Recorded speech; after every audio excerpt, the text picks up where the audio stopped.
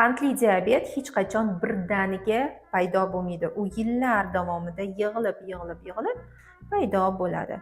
Va agar sizda kuchli charchoq, tanada qorayishlar, papillomalar bo'lsa, qorningiz katta bo'lsa, ya'ni qorn sohasida yog'lar yig'ilishi ko'p bo'ladigan bo'lsa, sizni shirinliklarga, yog'li ovqatlarga va xamir ovqatlarga bo'lgan ehtiyojingiz yuqori bo'ladigan bo'lsa va uni to'xtata olmayotgan bo'lsangiz, demak, siz qandli diabet uchrash xavf guruhiga kirasiz va sizda yaqinda qandli diabet kuzatilishi mumkin.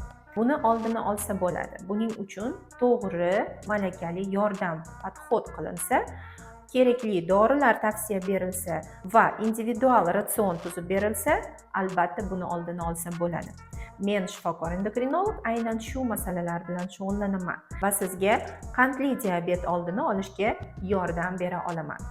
Quyidagi raqamlar orqali konsultatsiyaga yoziling va salomatligingizni saqlab qoling.